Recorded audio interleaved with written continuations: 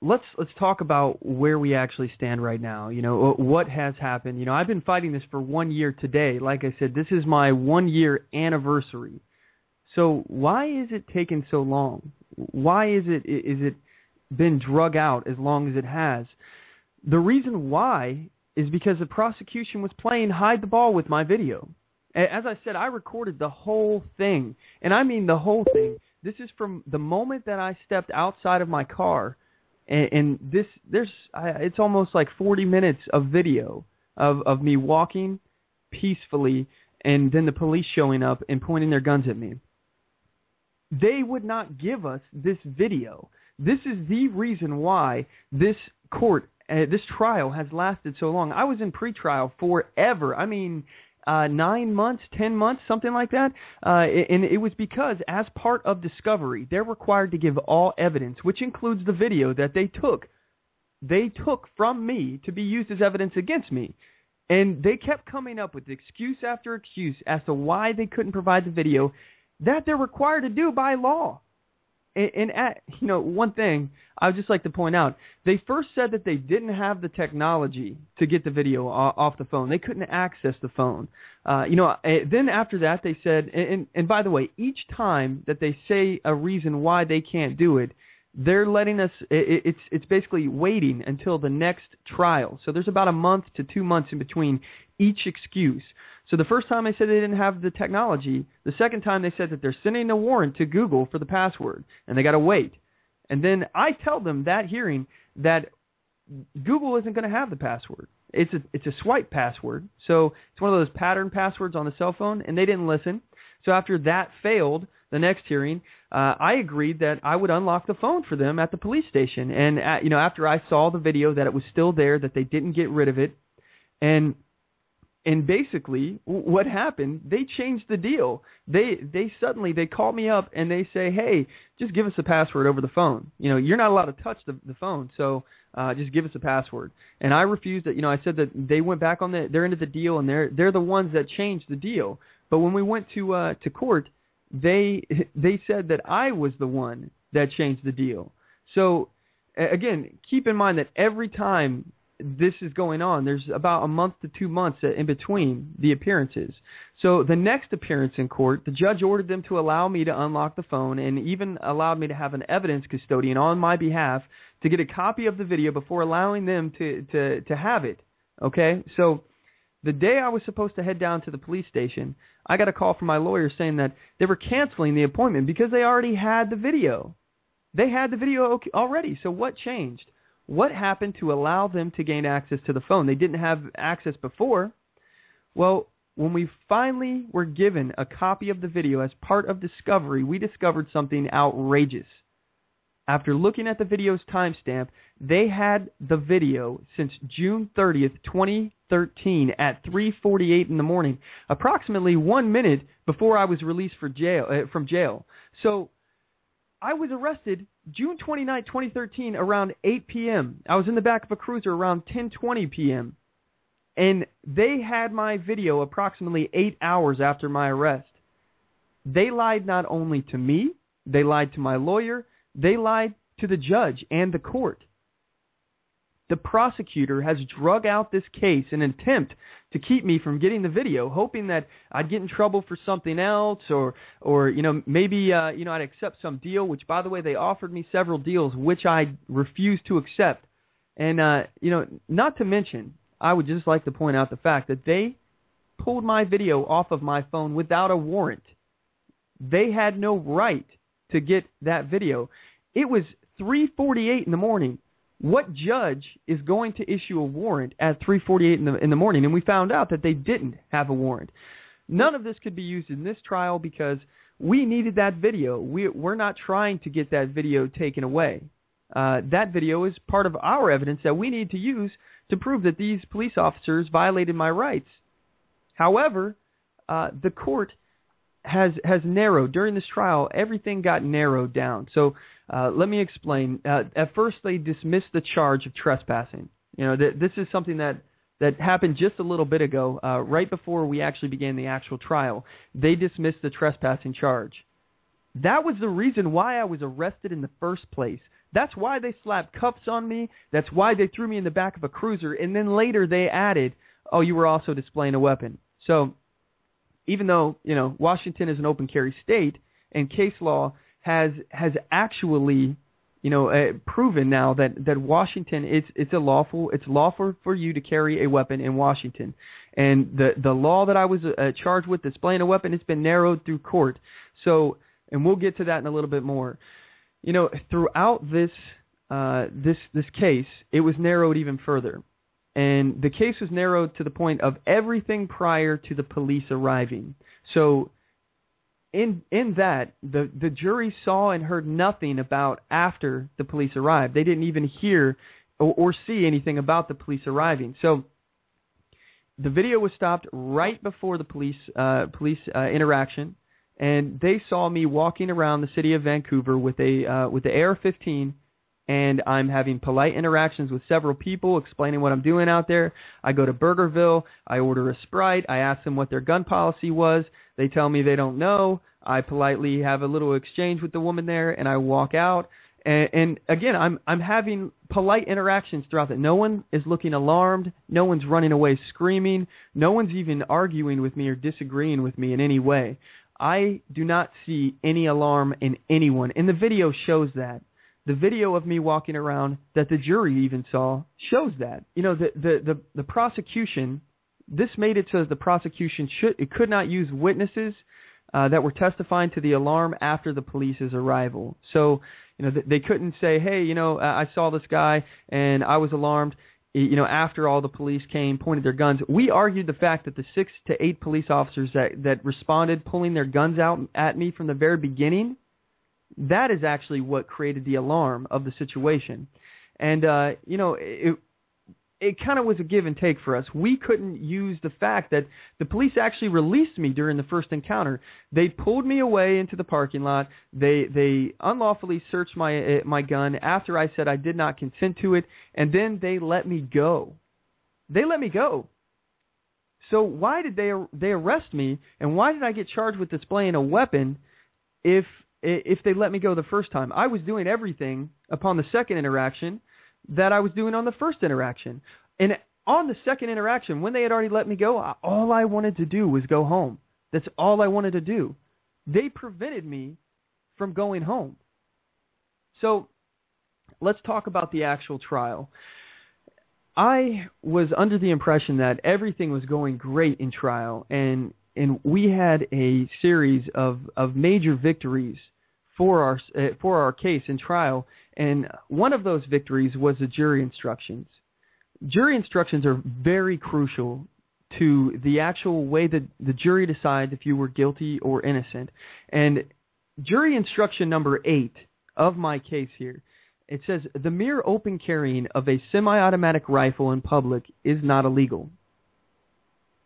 Wait a second. That's exactly what I'm being charged for. The mere open carrying of a semi-automatic rifle. All of the witnesses that testified against me, they said that I was conducting myself in no way threatening. I wasn't pointing the weapon at anyone. I wasn't touching my weapon. I wasn't threatening anyone. I was not aggressive. Even the prosecutor admitted these facts, and they admitted that I was not out there to intimidate, but to educate people on gun rights. All of these facts were conceded by the prosecution. So, with the fact that the mere open carrying of a semi-automatic rifle in public is not illegal, how could I have been arrested? How could I have been found guilty? Let's look at jury instruction number 9. It specifies here, warrants alarm for the safety of others applies only to conduct that poses a threat to others.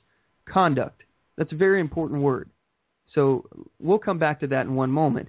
The actual instruction, the RCW 9.41.270 that I was charged with, it's titled Weapons Apparently Capable of Producing Bodily Harm and Unlawful Carrying or Handling of those weapons. It says that someone who is carrying, exhibiting, displaying, or drawing a firearm, dagger, sword, knife, or other cutting or stabbing instrument, club, or any other weapon apparently capable of producing bodily harm in a manner, under circumstances, and in a time and place that either manifests an intent to intimidate another or that warrants the alarm for the safety of other persons. So this is what the prosecutor had to prove. They had to prove that I was carrying a weapon capable of producing bodily harm in a manner, under circumstances, and in a time and place. That "and" is very, very important. They had to prove all of those things. So manner, that refers to mannerisms, conduct, things that I was specifically doing. So let's get back to jury instruction number 9 here. Warrants alarm for the safety of others applies only to conduct that poses a threat to others. All of the witnesses, all of them, said that I was doing nothing.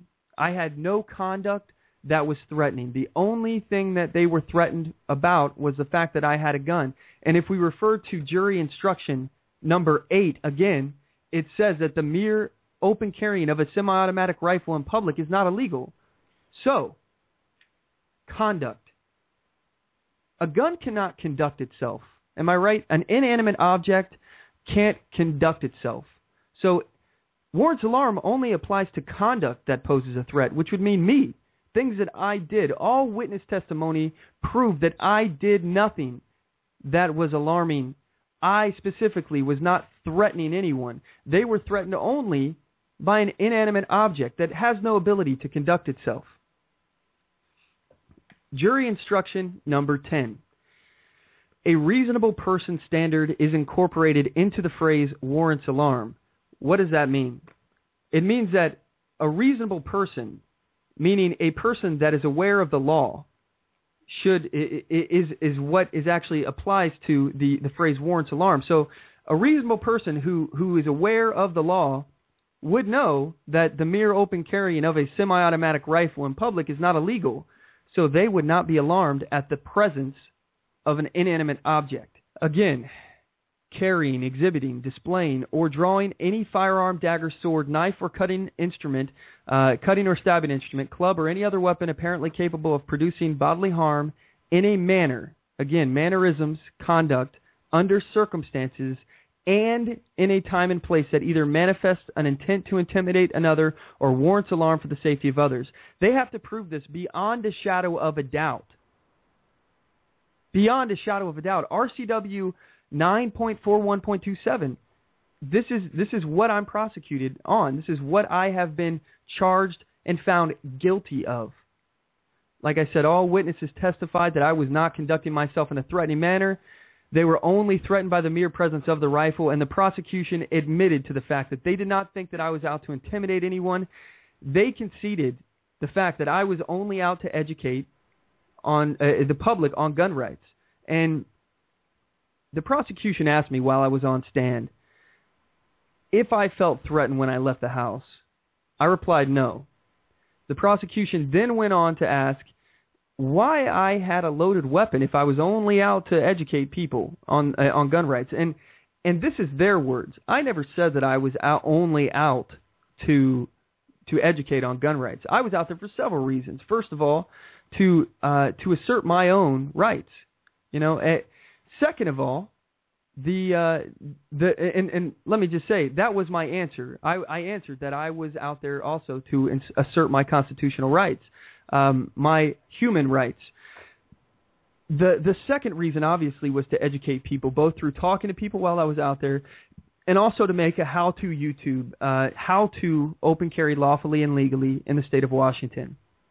And I did my research before I went out. I knew this was an open carry state.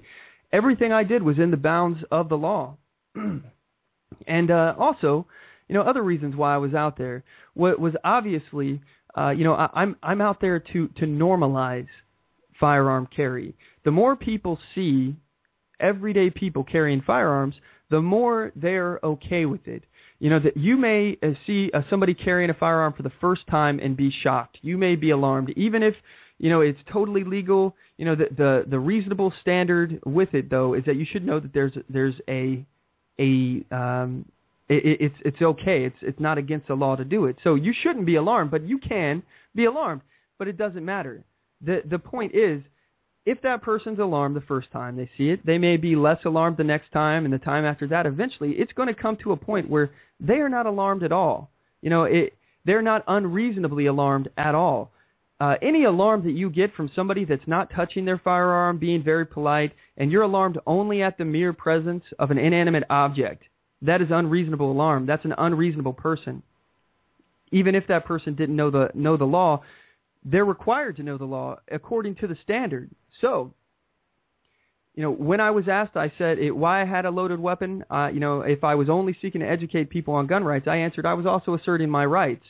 But let me just point out a little analogy here to you all. Do you all always carry a cell phone battery in your phone? Do you always expect to get a phone call? If you do, are you expecting a phone call every second of the day that you have a battery in your phone?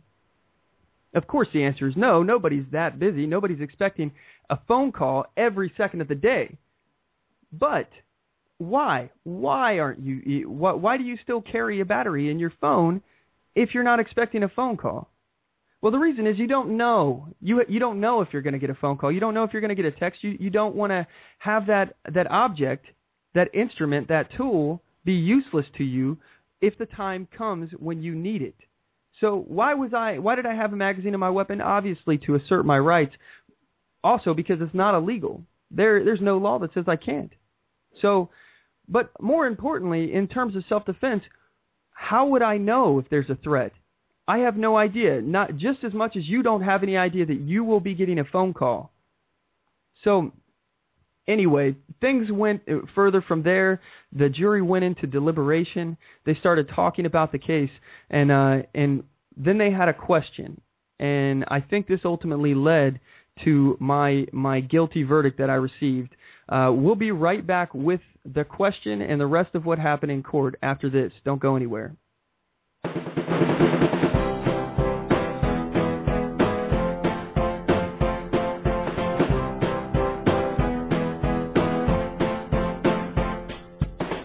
Support On The Move.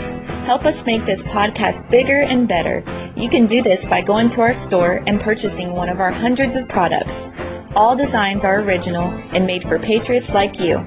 Just go to cafepress.com/onthemoveshow. We appreciate your support.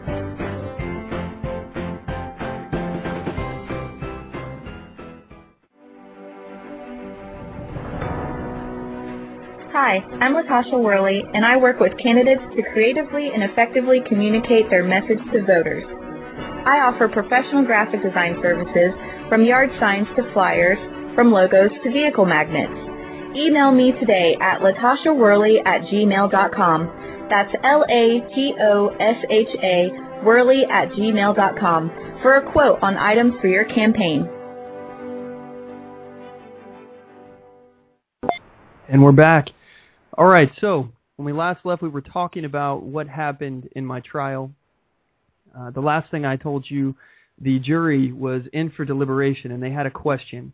And I think that this question is ultimately what led to me being found guilty of displaying a weapon in the state of Washington. Just so you know, if you have any questions about what happened, give us a call. We got about 11 minutes left in the show. 619-924-0986. Again, 619-924-0986. I'm an open book. I am telling all, so feel free to ask your question.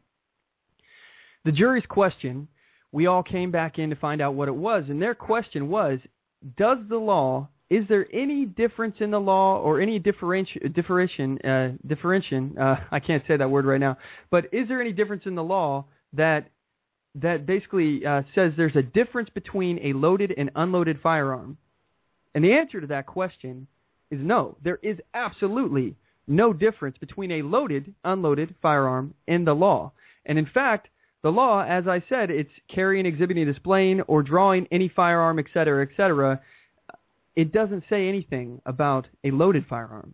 It doesn't say anything about that. So anyway, we answer that question. The judge says, well, you know, the question has basically been answered in the jury instruction, so we'll just refer them back to their jury instructions. And again, jury instruction number 8, the mere open carrying of a semi-automatic rifle in public is not illegal. Number 9, warrants alarm for the safety of others applies only to conduct that poses a threat to others.